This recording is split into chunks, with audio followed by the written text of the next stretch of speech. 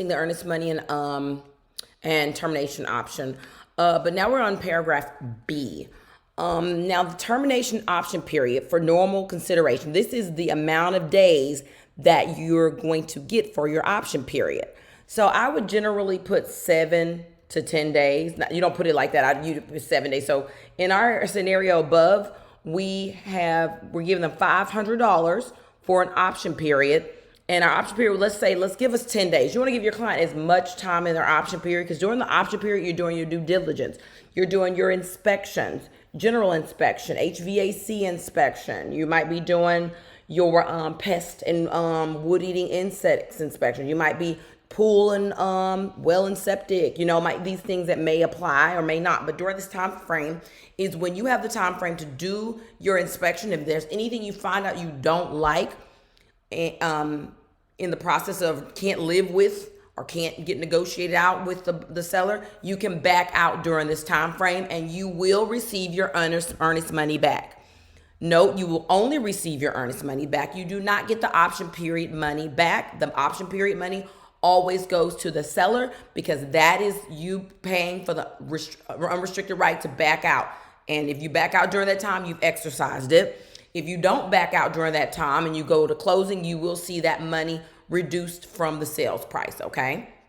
But you do not get that money back. I've had people, if you do back out during the option period, please know they do not get the option money back. They do not get refunded for any inspections that they did because the inspector did their job. You only get your earnest money back, okay? Let me just read. Yes, for normal consideration. And also, so in this scenario or the example we set, 10-day option period, please note that option period starts day one, the day after the execution day. So we got a 10-day. Let's break out our beautiful calendar again. And let's say, for example, we executed the contract on today. And there's a 10-day option period, right?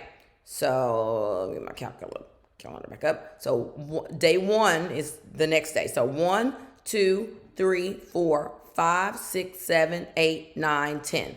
So the option period ends on the 3rd at 5 o'clock of where the property is located. See? It says notice under this paragraph must be given at 5 p.m. local time where the party is located.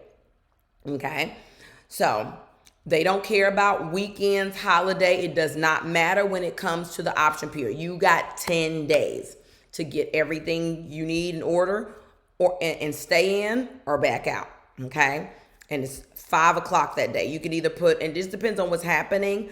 If I look at, and I'm writing the offer and I see that there's some holidays going on, I would, excuse me, I would put about 10 days. If there's no holidays and I know I can get an inspector out there pretty quickly, I might put 7 days option period, because you want to get this over with as soon as possible as well. So yeah, but you working with the buyer, 10 days for 5. That's pretty reasonable. So yeah. Also, you also may want to check MLS, agent remarks, attachments to see if there are any listing agent offer instructions, because they may also instruct you on what the seller is looking for in regards to time frames of option period and amounts and stuff like that. So always keep and do MAT first, MLS, agent remarks, tax records, flood, listing, and then go ahead and if there's nothing there, let's go roll with it, okay? Things to know. If the buyer fails to deliver earnest money within the time prescribed, seller may terminate. If the buyer fails to deliver option money within the time prescribed, buyer no longer has an unrestricted right to terminate. So for example, let's say for example, you guys lagged and the client dropped off the money got dropped off to the buyer or seller, it doesn't matter. The money got dropped off to the title company on day 4. Then guess what? You do not have an option period no more. Okay, so if you dropped it off on day 4 or after 3 days, you don't have an option period anymore. So meaning you can do your inspections and do all your due diligence.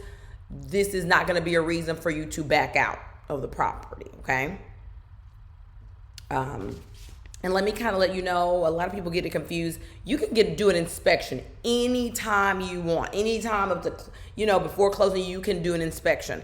But you can't back out of it if you don't have the option period, okay? The only reason you can do your due diligence all throughout your, but the option period allows you to, if there's something you don't like, it gives you a reason to back out. So that's why you want to do all your due diligence during the option period, okay? But that doesn't mean you can't do it after, okay? All right, and this is one, when it's something's bold on our contract, it's very important. Time is of the essence for this paragraph, and strict compliance with the time for performance is required.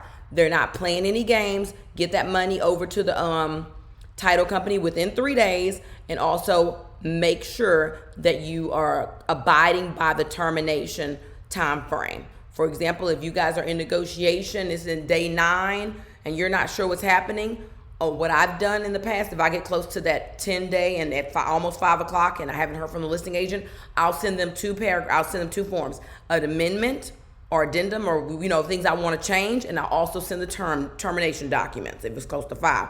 They can choose whichever they want. But if you haven't sent over anything before 5 o'clock saying, hey, we're gonna drop out before 5, guess what? You're moving forward with this property, okay?